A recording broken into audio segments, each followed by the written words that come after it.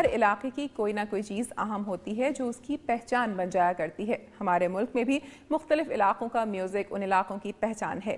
ایک تارہ کے ساتھ کئی بڑے نام علاقائی موسیقی کی خدمت کرتے رہے ہیں۔ انہی ناموں میں ایک نام معروف فنکار حفیظ شیخ کا بھی ہے، جو کسی دور میں محفلوں کی جان ہوا کرتا تھا۔ تاہم محکمہ اوقاف کی جانب سے فوک موسیقی کی سرپرستی نہ کیے جانے کے باعث یہ معروف فنکار فاقہ کشی پر مجبور ہے اور بھیک مانگ کر گزر بسر کر رہا ہے۔ آئیے مزید جانتے ہیں ڈھرکی سے برکت علی شر کی اس رپورٹ میں۔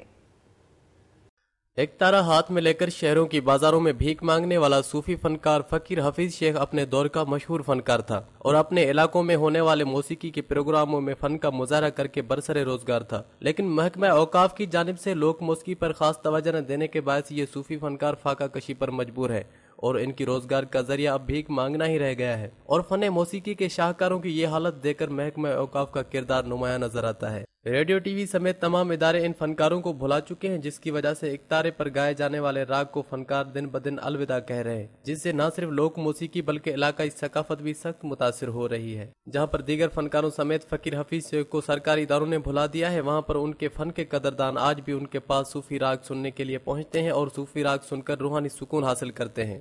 لوک فنکار ہماری علاقائی ثقافت کو اجاگر کرتے ہیں، لیکن حکومتی عدم توجہی کے باعث یہ لوک فنکار بازاروں میں بھیک مانگ کر گزارا کرنے پر مجبور ہیں۔ کیمرہ مین تنویر بلوچ کے ساتھ برکت علی شر، دنیا نیوز، ڈھرکی۔ صبح سندھ کے بعد اب چلتے ہیں بلوچستان کی سرزمین کی طرف اور نظر ڈالتے ہیں صوبے کی چند خبروں اور رپورٹس پر۔ ناظرین، فنون لطیفہ انسانی ذوق کے اظہار کا بہترین ذریعہ ہے۔ مصوری ہو یا مجسمہ سازی، فنکار اپنے دور کے مطابق ان فن پاروں کے ذریعے اپنے جذبات اور احساسات کا اظہار کرتا ہے۔ کوئٹہ میں بھی فائن آرٹس کے طلباء کے فن پاروں کی نمائش کی گئی۔ نمائش کا احوال ہمیں بتا رہے ہیں فرید اللہ اپنی اس رپورٹ میں۔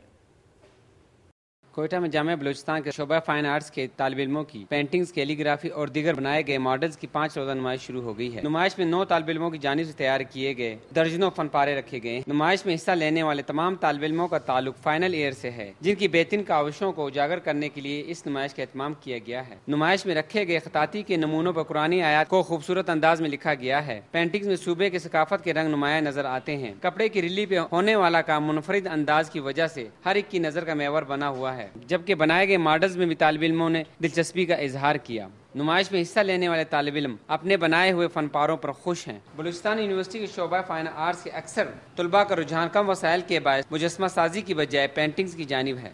اس طرح کی نمائشوں کے اہتمام سے نہ صرف طلباء کی حوصلہ افزائی ہوتی ہے بلکہ مثبت سرگرمیوں کو بھی فروغ ملتا ہے۔ کیمرہ مین خلم شہداد کے ساتھ Farid Ullah Khan, Dunya news, Quetta.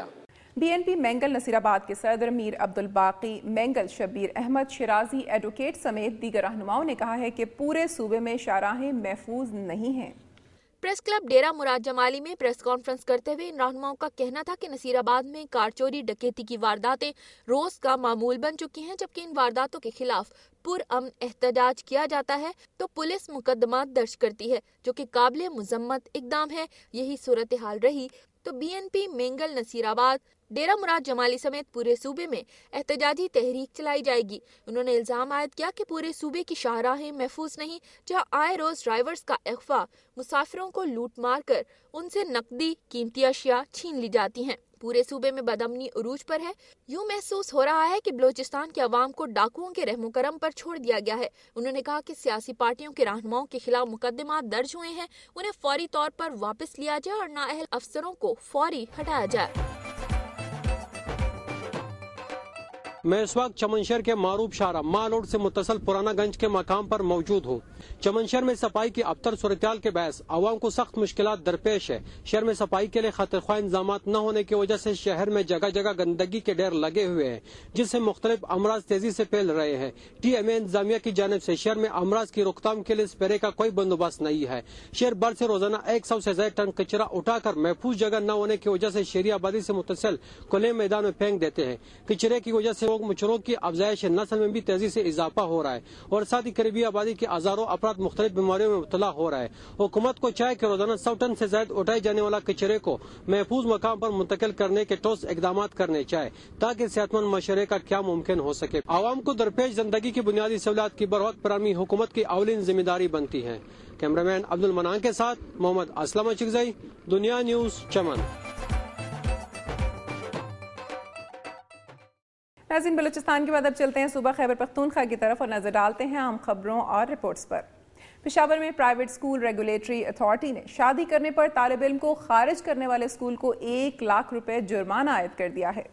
Board of intermediate and secondary education के रिसर्च डायरेक्टर आलमसेब खान ने दुनिया न्यूज को बताया कि पेशावर मॉडल स्कूल ने गैरत खान को दोबारा दाखिला देने की हिदायत नजरअंदाज कर दी, जिस पर प्राइवेट स्कूल रेगुलेटरी अथॉरिटी ने स्कूल को 1 लाख रुपए जुर्माना आयद किया है। जुर्माना अदा न करने की सूरत में कंट्रोलर बोर्ड को मुतल्लिका स्कूल के मैट्रिक के नताइज रोकने की हिदायत कर दी गई है।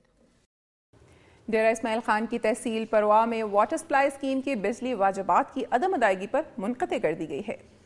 तहसील परवाह की वाटर सप्लाई स्कीमों को बिजली के फराहमी वाजिबात की अदम अदायगी के बायस मुनक़ता कर दी गई है, जिसकी वजह से परवाह और यूनियन काउंसिल माड़ा के देहातियों में पीने के पानी की शदीद किल्लत पैदा हो गई है और लोगों को शदीद परेशानी का सामना है। लोग दूर दराज मुकामात से पानी लाने पर मजबूर हैं। सराय के मुताबिक तहसील परवाह की वाटर सप्लाई स्कीमों के जिम्मे 13 लाख रुपए वाजिबुल अदा हैं।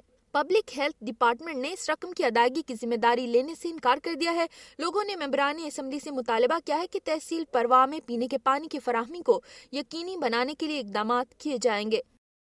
नाज़रीन, मशरक़ के स्विट्ज़रलैंड सवात में शिद्दत पसंदों की जानिब से कार्रवाइयों के बाद इलाके में न सिर्फ सयाहों की आमद का सिलसिला रुक गया था, बल्कि अहम शख्सियात ने भी इलाके का रुख करना छोड़ दिया था। सिक्योरिटी फोर्सेस की कामयाब कार्रवाइयों के बाद इलाके में अमन व अमान बहाल हो चुका है और ज़िंदगी अपनी डगर पर आ गई है। हुकूमत की जानिब से भी एक बार फिर इलाके में सियाहत के फ़रोग़ पर काम शुरू कर दिया गया है, जबकि दुनिया भर की अहम शख्सियात ने भी इलाके के दौरे करना शुरू कर दिए हैं।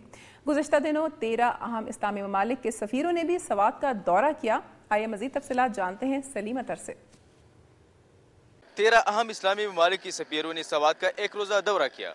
अमन व अमान के क़याम के बाद 13 इस्लामी ममालिक के सफारतकारों ने सवात का एक रोज़ा दौरा किया। दौरा करने वाली ममालिक में मिस्र, लीबिया, सऊदी अरब, कतर, इंडोनेशिया, अरब अमारात, सूडान, तुर्की, उर्दन, मलेशिया, ब्रुनई दारुस्सलाम, ईरान और उज़्बेकिस्तान शामिल है। सफारतकारों के दौरे सवात की मौका पर सिक्योरिटी के सख्त इंतजाम किए गए थे और उनकी हिफाजत के लिए जगह जगह फौजी जवानों को तैनात किया गया था।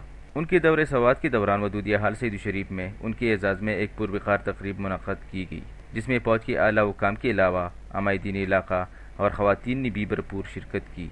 तक़रीब में स्कूल के बच्चों ने टेबलों और खाके पेश किए, जिसी मौका पर मौजूद हाज़रीन ने इंतहाई सराहा। तक़रीब में सवात से ताल्लुक़ रखने वाली पुश्तों के नामवर गुलकार ज़ैद खान ने पुश्तों की गीत गाकर हाज़रीन से दाद वसूल की, जबकि उनकी गीतों पर नौजवानों ने भंगड़े डालकर तक़रीब को चार चांद लगाए। सवाती अवाम इस्लामी ममालिक की सफ़ीरों की इस जज्बे खैरसगाली के दौरे को इंतहाई कदर की निगाह से देखते हैं और ये तवक्को कर रहे हैं कि मुस्तक़बिल में भी दोस्ती का ये सफ़र इस तरह कायम व दायम रहेगा। कैमरामैन अनवर अंजुम के साथ सलीम अतर, दुनिया न्यूज़, सैदू शरीफ, सवात।